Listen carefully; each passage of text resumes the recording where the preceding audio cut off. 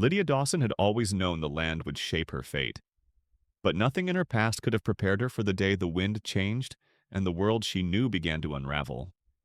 The air in Dust Devil Gulch, a miserable crease in the vast Montana territory, was a bitter cocktail of dust, pine resin, and the ever-present scent of defeat.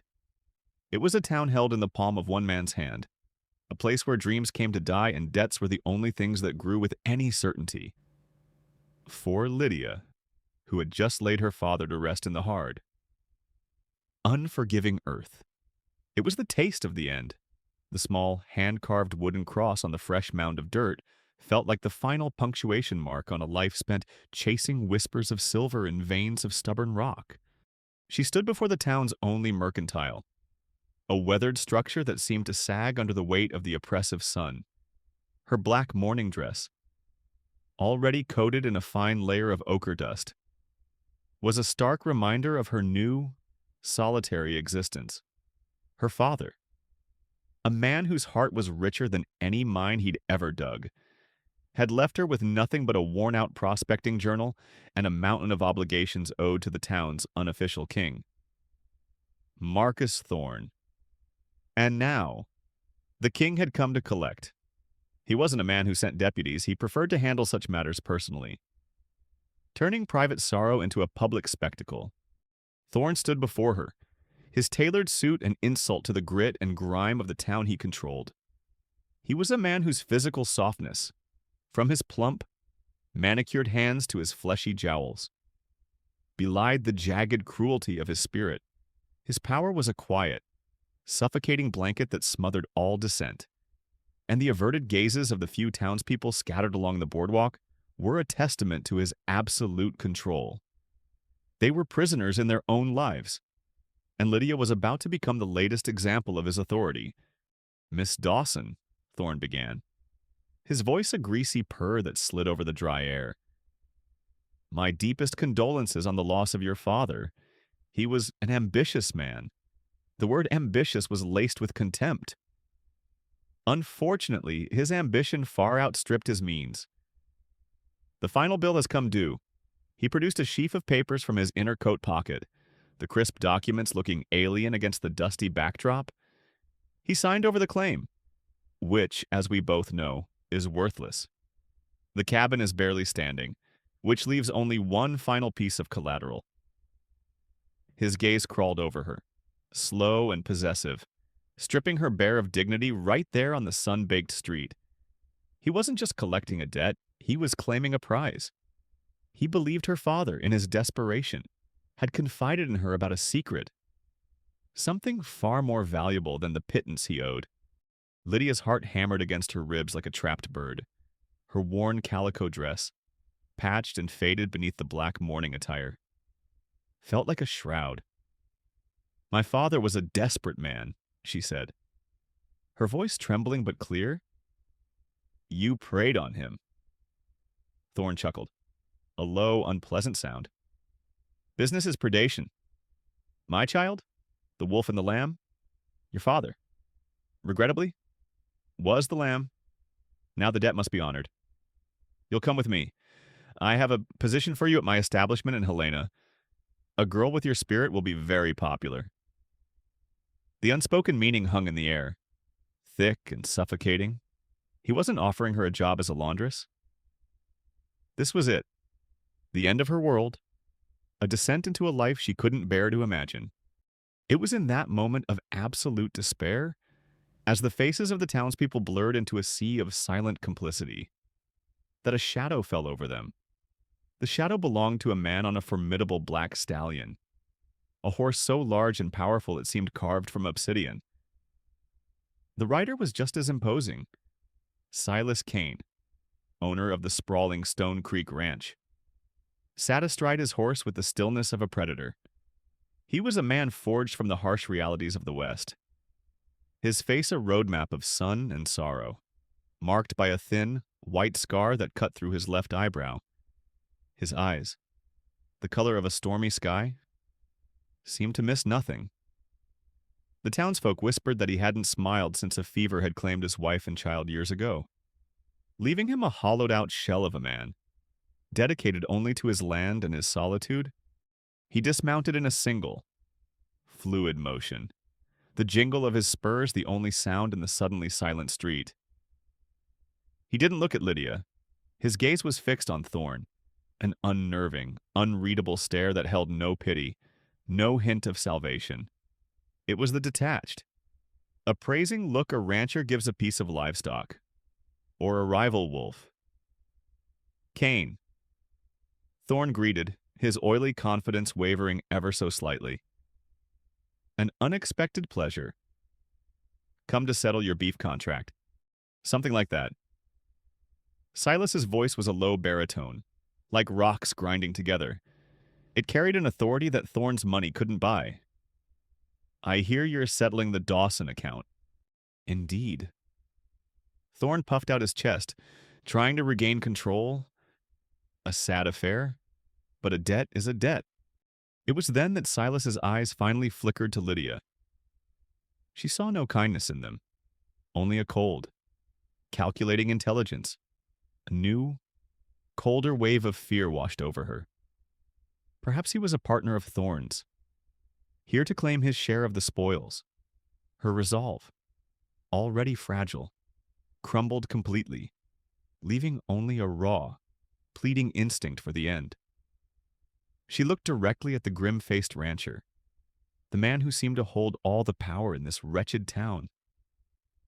Please, she whispered, the words catching in her throat, a prayer to a merciless God. Just make it quick. Thorn's smile widened. Triumphant?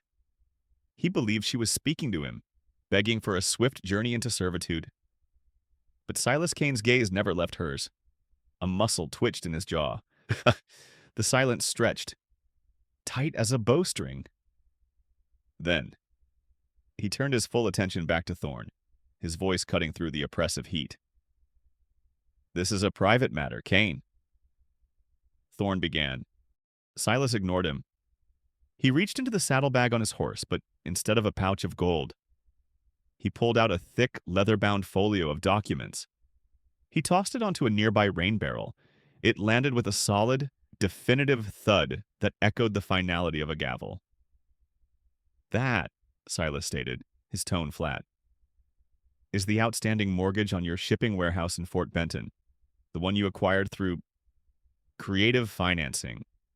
I bought the debt this morning. Thorn's face went pale. The warehouse was the linchpin of his entire operation in the territory. What do you want? He hissed. A simple transaction, Silas replied, his voice devoid of any emotion. You will cede your claim on the water rights north of my property, the very ones you were planning to leverage against me, and you will cancel William Dawson's debt. All of it. In exchange, I will not call in your loan. It was a masterful move. A cold, calculated checkmate.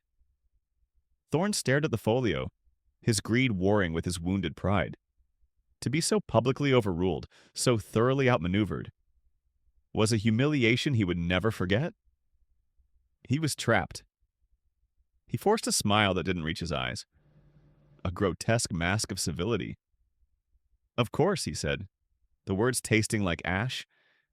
A business proposition. I can appreciate that. The debt is settled. He shot a venomous glare at Lydia, a look that promised this was far from over, before turning and striding away, his hired guns trailing behind him like curs. Lydia stood frozen, her mind reeling. She wasn't saved. She was sold. She had simply been traded from one owner to another, a pawn in a game played by powerful men. She looked at Silas Cain, the grim-faced rancher who had just purchased her freedom with a business threat, as easily as he would a horse or a side of beef. His stormy eyes met hers, and in their depths, she saw not kindness, but a cold, unreadable resolve. Come, he said, his voice leaving no room for argument. He gestured toward his horse, her legs, weak and trembling, finally obeyed. She had escaped Marcus Thorn, only to be claimed by the formidable enigma of Silas Cain. As she walked towards the black stallion, the dust of Dust Devil Gulch swirling around her feet. She didn't know if she had been rescued or merely delivered to a different, more isolated cage. Her life was no longer her own. The ride to the Stone Creek Ranch was a journey cloaked in a suffocating silence. Lydia sat sideways on the great black stallion, her hands clutching the hard leather of the saddle behind Silas. Careful to keep a sliver of distance between her body and his unyielding back, he rode like a man carved from the very rock of the mountains that loomed on the horizon. A silent monolith who smelled of leather, dust, and something else she couldn't quite name, a deep, abiding loneliness that radiated from him like heat from a blacksmith's forge. The landscape shifted from the desperate grit of Dust Devil Gulch to rolling plains of sun-cured grass. A vast, empty expanse that should have felt like freedom, but instead felt like a more profound form of isolation. She was no longer Thorne's prisoner, but she was now Kane's property, and the distinction felt academic as the sun began its slow descent, painting the sky in bruised shades of purple and orange. Silas finally spoke. His voice, when it came, was as rough and unadorned as the land around them. "Thorne is not a man who forgives a humiliation," he stated, his eyes fixed on the trail ahead. "He doesn't see you as a person, Miss Dawson. He sees you as an asset he was forced to relinquish. He will try to get you back, not because he desires you, but because he cannot stand to lose." Lydia remained silent, the truth of his words settling in her stomach like a cold stone.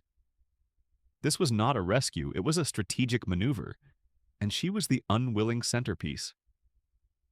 "By taking you," Silas continued, his tone flat and analytical, "I have made his business my own. He will see it as an act of war. He will try to ruin me to get to you, and he will try to ruin you to get to me." They crested a final rise, and the ranch unfolded below them. It was less a homestead and more a small, self-contained kingdom, a two-story ranch house, built of dark, sturdy timber and river stone, stood as the centerpiece, flanked by the largest barn she had ever seen and a web of corrals and outbuildings. It was prosperous, powerful, and utterly intimidating. This was Silas Kane's domain, and she was now just a piece of his property within it. As they rode into the main yard, a few ranch hands stopped their work to stare, their faces a mixture of curiosity and undisguised shock. They saw their stoic, solitary boss riding in with a disheveled young woman, and the questions were plain on every face.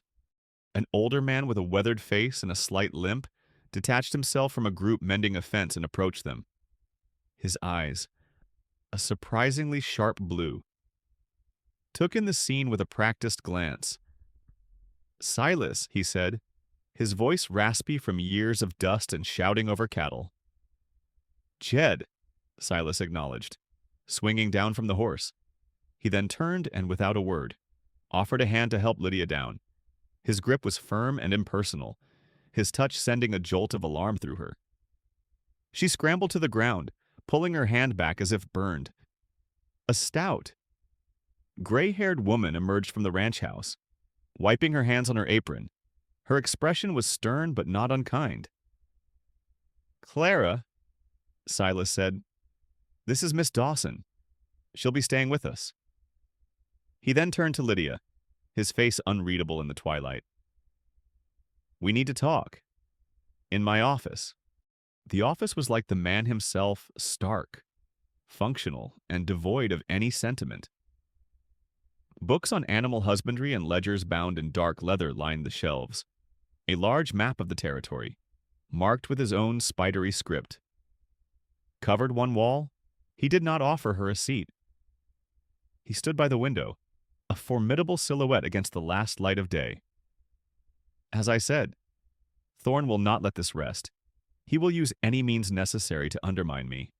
A single woman living under my roof, unprotected by law or name, is a weakness he will exploit. He will paint me as immoral, turn the more delicate townsfolk against me, He will use whispers to poison my reputation and my business. He turned to face her, his stormy eyes holding a glint of grim, painful necessity. There is only one way to silence the whispers and give you ironclad protection. There is only one way to make you untouchable to him. He paused, letting the weight of his words fill the room. Tomorrow morning, we will ride back to town. We will see the judge. You and I are to be married. The world tilted on its axis. Of all the terrifying possibilities she had imagined, this was the one thing that had never entered her mind. Marriage. A sacrament. A sacred vow. Spoken of like a business merger. Married, she finally choked out. The word tasting like ash. That's insane. It is practical, he countered, his voice unbending. As my wife, you will be Mrs. Silas Kane. Legally, you will be beyond his reach. My reputation will be secured. It is a business alliance, Miss Dawson. A contract for mutual survival? Nothing more. He was not asking her. He was informing her of the terms of her existence. She looked at him, at the cold logic in his eyes, and saw the truth. She had no choice. To refuse was to be cast back to the wolves, to a fate worse than any loveless marriage. She was trapped, bound not by chains, but by a vow she would be forced to make in that moment. She made a decision. If she was to be a pawn, she would be the most observant pawn on the board. She would not be a victim. She would be a partner. I understand the terms, she said. Her voice quiet but steady. Surprising even herself. A flicker of something surprise. Perhaps respect crossed his face before it was gone. The days that followed were a blur of suspended animation. The wedding was a sterile, 10-minute affair in the judge's dusty office. Lydia was now the mistress of a great ranch. Yet she had no authority, while Clara, the housekeeper, offered a quiet, gentle companionship. Jed, the foreman, remained a figure of granite-like skepticism. He had served Silas for years, had known his late wife, Mary, and his loyalty was a fierce, protective thing. He watched Lydia with eyes that missed nothing, his silence a heavier judgment than any words. One afternoon, he found her in the barn, carefully mending a tear in one of her own worn dresses. He scoffed, a rough sound in his throat. City hands aren't made for real work, he grumbled, more to himself than to her. He then tossed a heavy, damaged horse bridle at her feet. The stitching on this is shot. If you're to earn your keep, make yourself useful. It was a test, and they both knew it. The leather was thick, the damage severe. But her father, in his long, lonely years prospecting, had taught her more than just how to read and write. He had taught her how to survive, how to mend what was broken. She spent the next 2 days in the barn, her fingers aching and raw, but she did not falter, using a sturdy awl and a saddle stitch her father had shown her. She repaired the bridle, her work neat and stronger than the original. She left it hanging on the post outside the barn without a word. The next morning, she saw Jed inspecting it, running a calloused thumb over her handiwork. He didn't speak to her, but he gave a single, grudging nod of acknowledgement. It was not friendship, but it was a start. It was respect, earned in silence. Despite this small victory, a profound sense of isolation still clung to her. The house was a silent, somber place, haunted by memories that were not her own. One evening, driven by a restless need to understand the man she had married, she noticed a door at the end of the upstairs hallway that was always closed. Clara had simply said it was a storage room, but Lydia felt a pull she couldn't explain, finding a spare key on a dusty ring in the kitchen. She let herself in. The room was not for storage, it was a shrine. A layer of dust covered everything, but it was otherwise untouched. A moment frozen in time. It was a woman's bedroom, with a rocking chair by the window and a half-finished piece of embroidery in a hoop. On the nightstand lay a small, leather-bound diary, with trembling hands. Lydia opened it. It was Mary Kane's. The entry spoke of a deep love for Silas, but also of a crushing loneliness, a feeling like an outsider in this vast, masculine world of ranching. Sometimes I feel the land itself is a rival. One entry read, "It holds Silas's heart in a way I never can." Lydia felt a pang of connection so sharp it took her breath away. She was not the first woman to feel lost in this house. She was not the first to feel the shadow of the Stone Creek Ranch. A floorboard creaked in the hallway. She looked up, her heart pounding.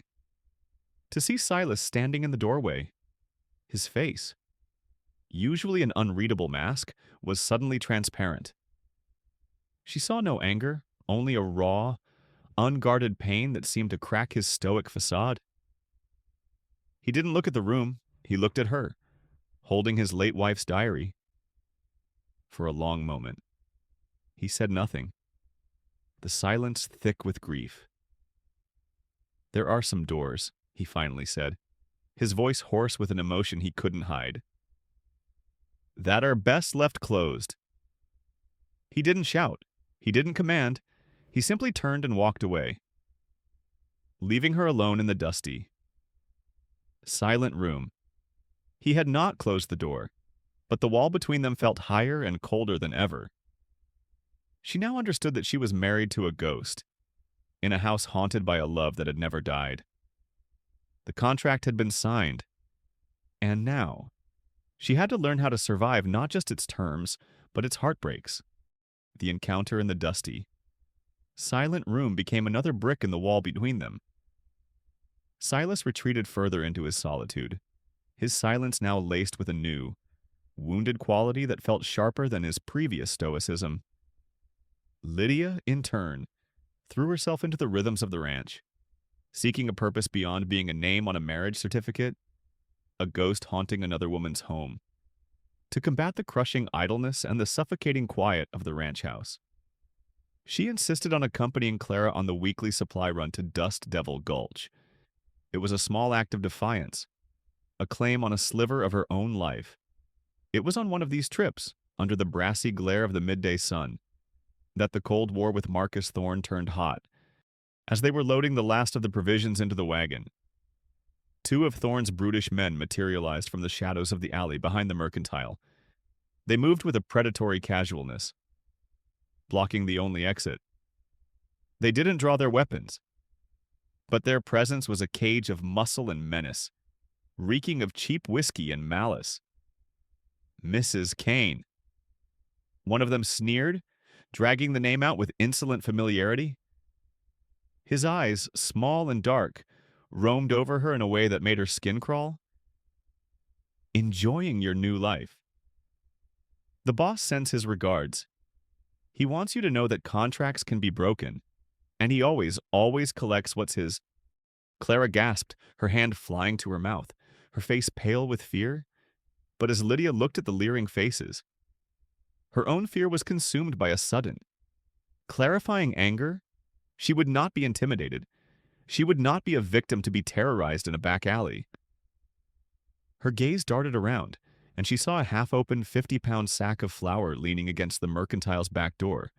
It was a desperate, foolish idea, but it was the only one she had. With a sharp cry that was more fury than fear, she kicked the bottom of the sack with all her might. A blinding white cloud erupted, engulfing the men in a choking fog of flour. "Fire!" she screamed at the top of her lungs, her voice ringing with a conviction she didn't know she possessed. "The mercantile is on fire." The men, sputtering and temporarily blinded, were thrown into confusion. Her cry, sharp and piercing, drew the immediate attention of men spilling out from the nearby saloon. In the ensuing chaos, Lydia grabbed Clara's arm, pulling her through the growing crowd, not stopping until they were safely in the wagon and racing out of town, leaving a cloud of dust and bewilderment in their wake. That evening, when Silas heard what had happened, A dangerous stillness settled over him. He said nothing, but Lydia saw him in the barn later, methodically cleaning his rifle, his movements precise and deadly. The threat was no longer a matter of business or reputation. It had touched his household. It had touched her. And in his chillingly quiet focus, she saw the soldier he once was. Thorne's psychological warfare intensified, seeping into the very soil of the ranch. A remote well, vital for the north pasture, was found fouled with the carcass of a dead coyote. Its water turned brackish and useless. Whispers in the bunkhouse, once idle speculation, grew louder and more pointed. The younger hands, men without the long-standing, rock-solid loyalty of Jed, began to murmur. They saw Lydia not as the mistress of the ranch, but as the source of their troubles, a lightning rod attracting Thorne's wrath. The tension came to a head one evening when Jed, his face like a thundercloud, dragged two of the younger men before Silas. One of them, a hot-headed cowboy named Cale, had accused Lydia of bringing a curse upon them all. A fistfight had nearly broken out before Jed intervened. Silas called all the men to the main yard, the setting sun casting long, skeletal shadows at their feet. He didn't raise his voice, he simply stood before them, the weight of his presence enough to command their attention. "This ranch is not just a piece of land," he said, his voice low and resonant. "Carrying across the silent yard, it is a promise I made to the men who built it with me, some of whom are buried on that hill. Thorne wants to break that promise. He uses fear as his weapon because he is a coward. He wants to turn us against each other if you let him. You do his work for him. We stand together, or we fall apart. There is no other way." He didn't mention Lydia by name, but everyone understood. He was defending his own. He was leading. The murmurs died down, replaced by a sullen, grudging respect. Feeling the pressure from all sides, Lydia sought refuge in the one mystery she felt she could solve: her father's journal.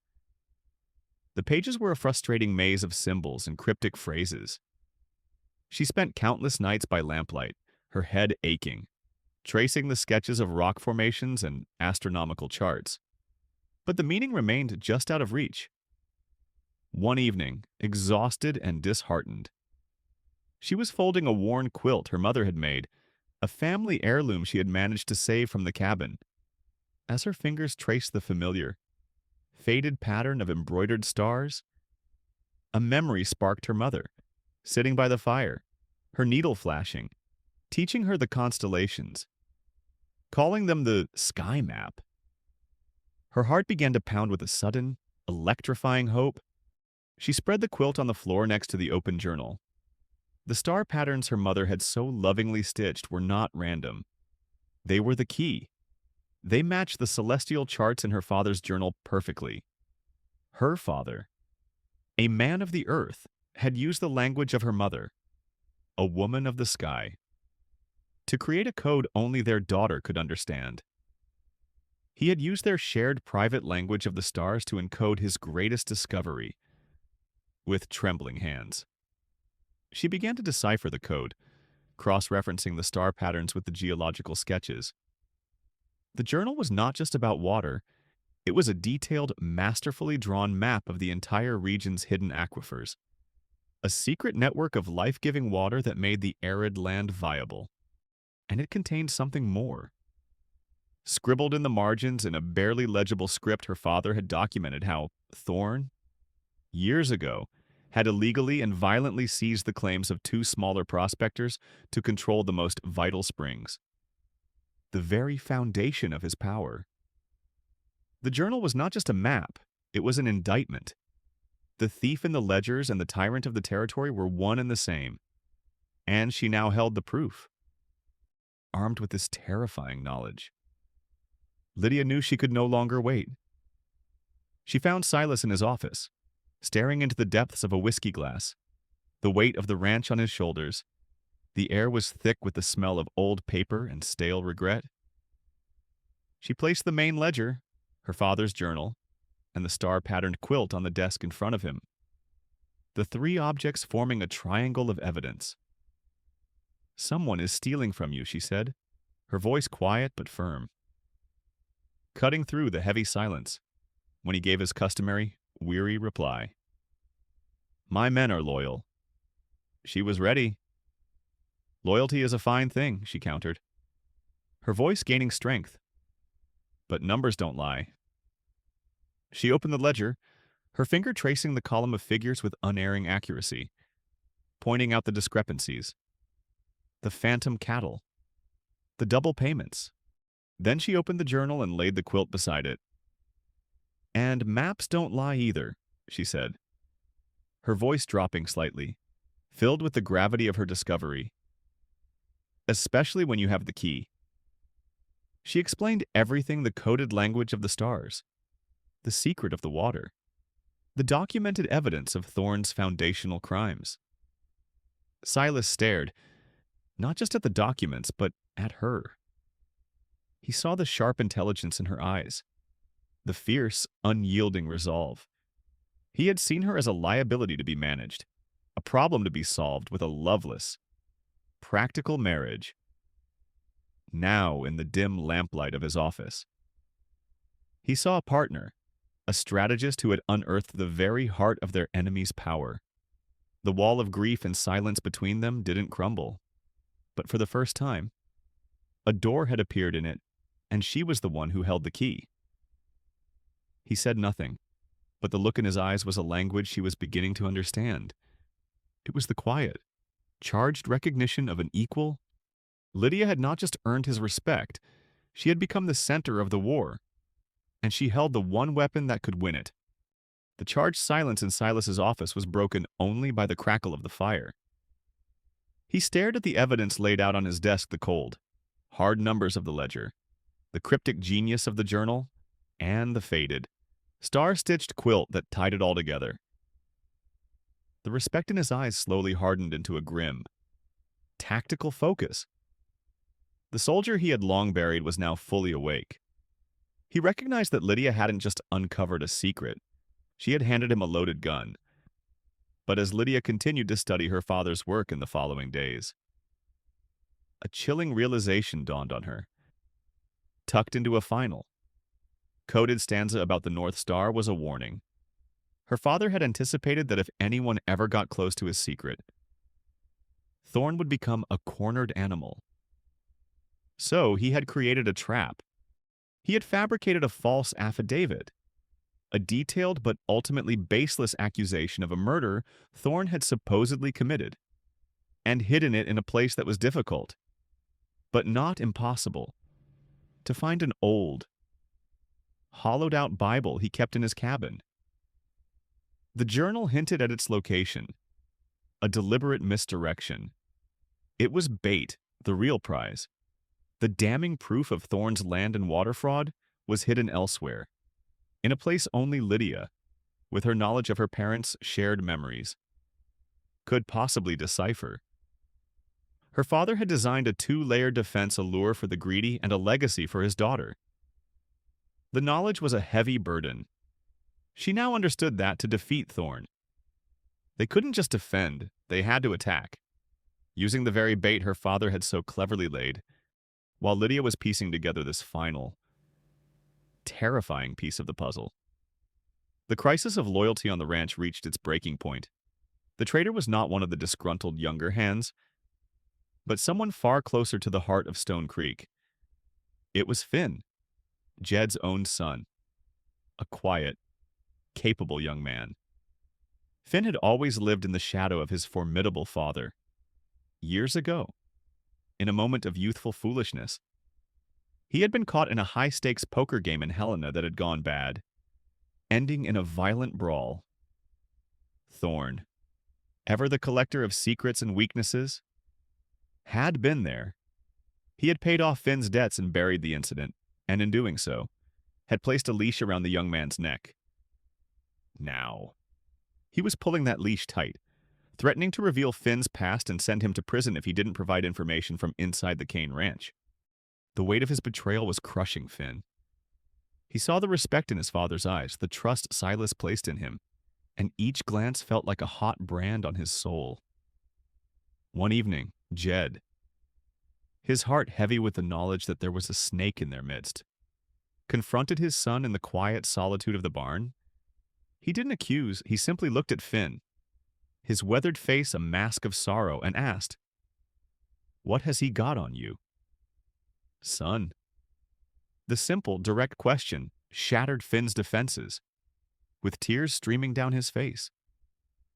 Finn confessed everything: the gambling debt, the blackmail, the information he had been feeding to Thorn about their dwindling supplies and the growing unrest among the men. Jed's world crumbled. The pain of the betrayal was immense, but it was eclipsed by the devastating love for his only child. A boy he now saw as another one of Thorn's victims. Knowing the walls were closing in, Finn made one last, desperate trip to meet Thorn's contact, feeding him the bait Lydia and Silas had carefully prepared. He spoke of a document, an affidavit hidden in the old Dawson cabin, a paper that could hang Thorn. As predicted, Thorn's arrogance and greed blinded him, convinced that this was the secret he had been hunting for, the reason he had pursued Lydia in the first place. He decided to end things once and for all. He would not send a few men. He would unleash his entire force, burn the Stone Creek Ranch to the ground, eliminate Silas and his loyal men, and reclaim his prize Lydia and the proof that would secure his empire forever. The attack came under the sliver of a new moon, a silent, creeping wave of darkness. A dozen riders, their faces obscured by bandanas, moved with sinister purpose through the surrounding hills.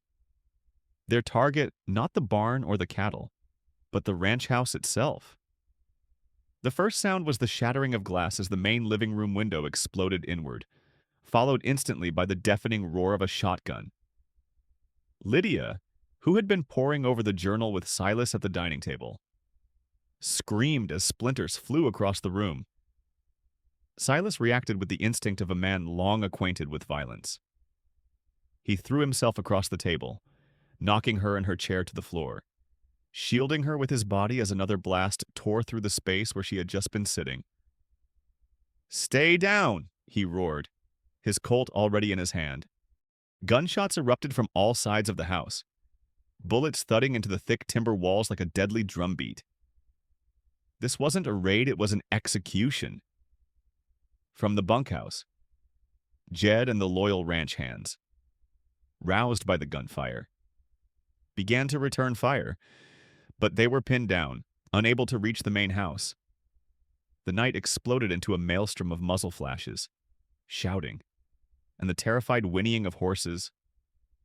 Silas, now a cold, efficient soldier, moved through the darkened house, returning fire with methodical precision. He tossed a rifle to Lydia. "Load," he commanded. "Just keep loading." Her hands trembled, but she did as she was told. The simple, repetitive task, a fragile anchor in the storm of terror, amid the chaos. Finn was with his father in the bunkhouse, his face pale with a mixture of fear and resolve. He knew Thorn's plan. He knew they were outnumbered. He saw the faces of the men he had grown up with, fighting for their lives because of his weakness. The guilt was a physical agony, a fire in his gut that burned hotter than any fear of Thorn. He saw his chance when a group of Thorn's men began to move toward the back of the main barn, where Silas kept a small store of dynamite for clearing rockfalls. It was Thorn's final, brutal gambit to blow the house to kingdom come. "Cover me, Pa," Finn whispered, his voice tight with an emotion Jed had never heard before. Before Jed could react, Finn slipped out of the bunkhouse and into the darkness. He moved like a ghost through the firefight, his knowledge of the ranch his only shield. He reached the barn just as Thorn's men were setting the charge. With a desperate cry, he threw himself at them. The ensuing struggle was brief and brutal. A shot rang out, sharp and final, back in the bunkhouse. Jed saw the flash and his heart seized. The planned explosion never came. Instead, the attack faltered. the lead group suddenly leaderless and thrown into confusion. It was the opening Silas and his men needed. They pressed their advantage, their disciplined fire driving the attackers back. The hired guns, their nerve broken, began to retreat. Melting back into the darkness from which they came, a tense, ringing silence fell over the ranch, broken only by the crackling of small fires and the pained groans of the wounded. When the immediate danger had passed, Jed ran, his old limp forgotten, his heart a block of ice in his chest. He found Finn slumped against the barn wall, a dark stain spreading across his chest, his breathing shallow and ragged. "I'm sorry, Pa," Finn choked out, his hand clutching a small, leather-wrapped package. "I'm so sorry." He pressed the package into Jed's hand. He kept the real papers in the old well, north pasture, under the loose stone. His eyes, so full of a lifetime of regret, found his father's one last time before glazing over. The silence that followed was more profound than any gunshot. The battle for Stone Creek had been won, but the price was a father's world. The traitor had become the savior, and in his final act, had delivered the one weapon that could end the war for good. Dawn broke over the Stone Creek ranch not with the gentle promise of a new day, but with the cold, gray light of morning. The air, thick with the acrid smell of gunpowder and scorched wood, was heavy with a silence more profound than the chaos that had preceded it. The surviving attackers had long since fled, leaving behind the wreckage of their failed assault and the bodies of their fallen. The ranch was scarred, the main house pocked with bullet holes, a section of the corral fence splintered and broken. But the heart of Stone Creek, its people, had held. They moved through the morning like ghosts, their faces smudged with soot and exhaustion, their movements slow and deliberate as they tended to the wounded and surveyed the damage. At the center of this quiet devastation knelt Jed, his back to the rising sun, cradling the body of his son.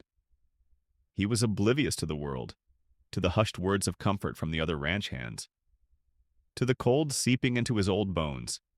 His entire universe had collapsed into this single, heartbreaking point: the weight of his child, lifeless in his arms, and the small, leather-wrapped package Finn had pressed into his hand. It felt impossibly heavy, weighted with the full measure of his son's sacrifice. Silas and Lydia approached, their own grief a silent, shared burden. Silas placed a hand on his old friend's shoulder, a gesture of profound, wordless sorrow. Lydia knelt beside them, her heart aching for the father's loss, a pain so immense it seemed to suck the very air from her lungs. There were no words for this. There was only the grim reality of the cost of their survival.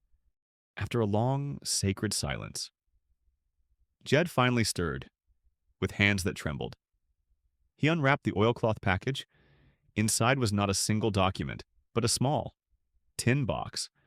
Rusted at the edges, he opened it.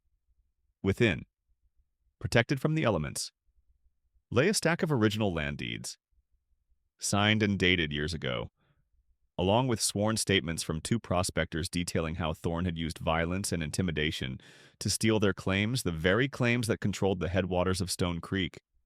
It was the foundation of Thorne's empire, the original sin from which all his other crimes had sprung.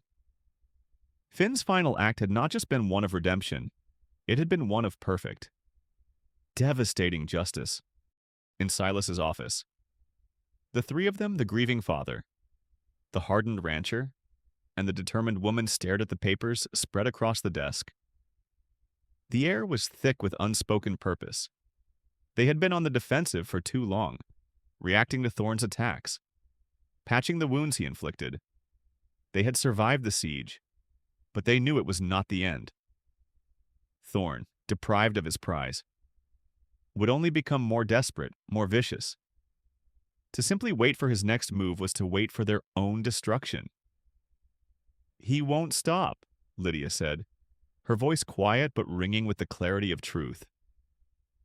"As long as he is free. This will never be over. Silas looked from the papers to Jed's ravaged face, and then to Lydia's, where he saw a reflection of his own cold resolve. The time for defense was over. It was time to attack. Helena, Silas said, the single word a declaration of intent. There's a federal judge, a man named Sterling, holding a circuit court. He's a hard man, but they say he's fair. He's our only chance. They would not seek vigilante justice. They would take the fight to Thorne's world, the world of law and paper, and use his own weapons against him. The journey to Helena was not a flight for safety, but a mission to gather an army. They rode out not as a trio of mourners, but as emissaries of a brewing rebellion. Their first stop was the small, struggling ranch of a man named Abram, whose land bordered one of the springs Thorne had stolen. Abram, a man worn down by years of Thorne's bullying, was skeptical at first, but when Silas laid out the original deeds, when Lydia explained the intricate web of deceit her father had uncovered, a flicker of hope ignited in the old man's eyes. He agreed to ride with them. Their small party of 3 became 4, at the next ranch, and the next. The story repeated. They found men and women broken by Thorne's greed, people who had long since given up hope of ever seeing justice. With each stop, their procession grew, a small but determined coalition of the wronged, their shared purpose forging a powerful, unspoken bond. They arrived in Helena, the territorial capital, a city of brick buildings and bustling commerce that felt a world away from the dust and desperation of their valley. Securing an audience with Judge Sterling was a battle in itself, a frustrating maze of clerks and bureaucracy, but their persistence, and the growing number of ranchers standing with them, could not be ignored. They were finally granted a hearing, not in a formal courtroom, but in a large wood-paneled public meeting hall, the air thick with anticipation. The confrontation, when it came, was not one of flashing guns, but of quiet, damning testimony. Marcus Thorne was summoned, striding in with his lawyer, his face a mask of arrogant indignation. He saw only a collection of dirt-poor ranchers and a grieving girl, and he underestimated them one last time. Silas began, presenting the evidence of financial fraud, the stolen cattle, the doctored ledgers. Then, one by one, the other ranchers stood up, their voices, though sometimes trembling, telling their own stories of intimidation, of stolen water, of lives ruined by Thorne's insatiable greed. Finally, it was Lydia's turn. She walked to the front of the room, her father's journal and her mother's quilt in her hands. With a calm, clear voice, she wove the entire narrative together. She spoke of her father's discovery, of the coded maps, of the intricate trap he had laid. She laid out the original deeds, the sworn statements, and Finn's final, heroic act. She wasn't just presenting evidence. She was telling the story of a community pushed to the brink, of a family's love, and of a son's redemption. As she spoke, Thorne's composure began to crack. The color drained from his face, his mask of civility crumbling to reveal the desperate, cornered animal beneath. When she finished, a profound silence filled the hall. Judge Sterling, a man with eyes that had seen the worst of the frontier's lawlessness, looked from the mountain of evidence to Thorne's pale, sweating face. He needed no more convincing. He issued the warrants on the spot. Federal marshals stepped forward, their badges gleaming in the lamplight. Marcus Thorne, the untouchable king of Dust Devil Gulch, was arrested. His reign of terror ending not with a bang, but with the quiet, inexorable turning of the wheels of justice. As he was led away in irons, a collective sigh of relief, a deep, shuddering exhale, seemed to pass through the assembled ranchers. It was not a victory won by a single hero, but by a community that had finally found its voice. The devil of Montana had finally received his due. Lydia Dawson returned to a land that was finally breathing again. The journey back from Helena was the opposite of her first ride to Stone Creek. The silence was not one of tension and uncertainty, but of profound, shared relief. The air itself felt cleaner, the vast Montana sky wider and more full of promise. At the ranch, the physical scars of the battle were still visible, freshly sawn planks replacing the bullet-riddled walls of the house. A new section of fence for the corral, but the atmosphere of mourning had given way to one of quiet, determined rebirth. The sound of hammers and saws replaced the echo of gunshots. The men worked with a renewed sense of purpose. Their glances toward Lydia no longer filled with suspicion or curiosity, but with a deep, abiding respect. She was not just the boss's wife. She was the woman who had faced down the devil and won. They buried Finn on a small hill overlooking the creek, next to the graves of Silas's wife and son. It was a simple ceremony, attended by everyone from the ranch. Jed stood tall, his grief a raw, visible thing, but his eyes held a flicker of fierce pride for the son who had, in the end, chosen honor as the last shovel of earth was laid. It felt like they were not just burying a man, but also the fear and corruption that had plagued their valley for so long. The shadow of Marcus Thorne was gone, his empire crumbling under the weight of his crimes, his network of spies and thugs scattering to the winds. The war was over, with the threat gone. The contract that had bound Lydia to Silas became a ghost in the house. The practical, loveless marriage had served its purpose. It was a legal shield, and the enemy it was designed to repel no longer existed. The unspoken truth of it hung between them in the quiet evenings, a question that demanded an answer. One evening, as they sat on the porch, watching the sky bleed into shades of purple and orange, Silas finally broke the silence. He stared out at the sprawling land that was his kingdom, his fortress, and, for so long, his prison.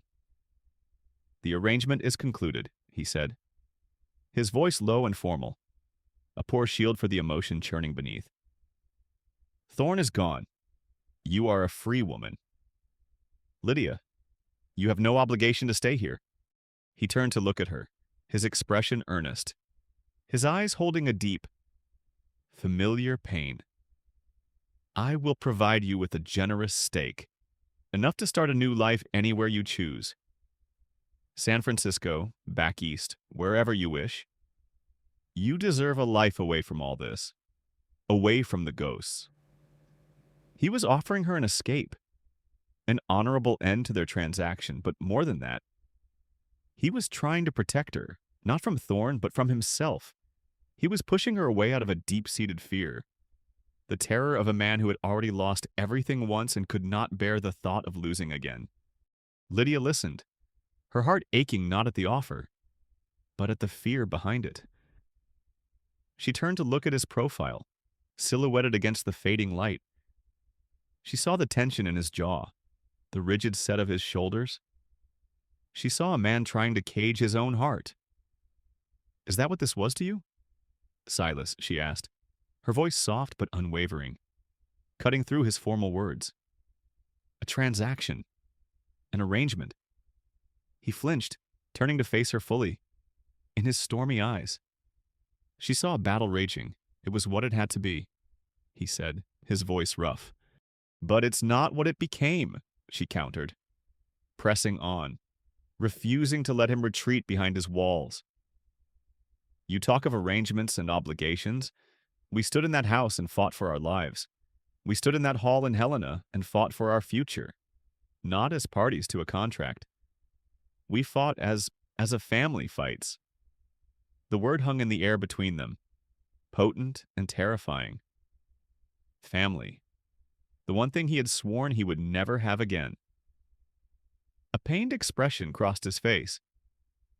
"I cannot ask you to stay. Lydia, this life, this land, It takes things. It took my wife. It took my son. It almost took you. To ask you to remain here. Knowing what I could lose, it is more than I have the right to do. She stood then and walked to stand before him, forcing him to meet her gaze. Her own eyes were clear, filled not with pity, but with a strength that mirrored his own. You have been so determined to honor a debt to a man who saved your life, but you have overlooked the truth of the last few months. I came here as a frightened girl, bought and sold in an alley. I am not that person anymore. You gave me a sanctuary when I had none. You showed me a strength I didn't know I possessed. You may think you were simply fulfilling an obligation, Silas, but you saved my life. 2, in every way that matters. Tears welled in her eyes, but she did not let them fall. So let me ask you. She continued, her voice dropping to a near whisper. Not as part of any arrangement. Not because of any debt. Do you want me to go? The question shattered his final defense. All the grief, the fear, and the tightly reined emotion of the past 5 years surfaced in his eyes. He reached out his calloused hand, not with the impersonal grip he'd used on their first day, but with a tenderness that was breathtaking. He gently cupped her cheek, his thumb stroking her skin as if to assure himself she was real. No, he whispered, his voice thick with a feeling he could no longer deny. God help me. No, staying here, it might be the most reckless thing of all, but the thought of you leaving is worse. He had done the unthinkable in that alley to save her. He had done the unthinkable by forcing her into a marriage to protect her. Now, he was doing the most unthinkable thing of all. He was allowing himself to hope, to feel, to love again. She leaned into his touch, a true, radiant smile finally breaking across her face. A dawn all its own. The simple gold band on her finger, once a symbol of her gilded cage, now felt warm against her skin. It was not the end of a transaction, but the seal on a new vow, one made not before a judge, but in the crucible of fear and fire, months later. The scars on the land had begun to fade, replaced by the vibrant green of a Montana spring. Lydia and Silas were not on the porch, but out in the north pasture, working side by side to mend the final section of fence damaged in the attack. A comfortable silence settled between them, punctuated by the rhythmic sound of the post driver and the easy laughter that now came so freely to them both. He handed her a nail, and their fingers brushed, a simple touch that sent a current of warmth and affection arcing between them. They were no longer a rancher in his ward, or parties to a contract. They were partners, in every sense of the word, when the work was done.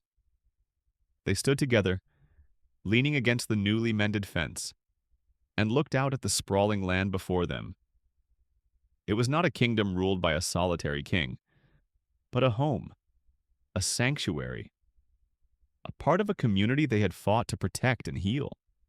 The wind, the same wind that had once carried the scent of defeat, now swept down from the mountains, clean and fresh, filled with the promise of a new beginning. It was a beginning they had earned, a life they had chosen. Together,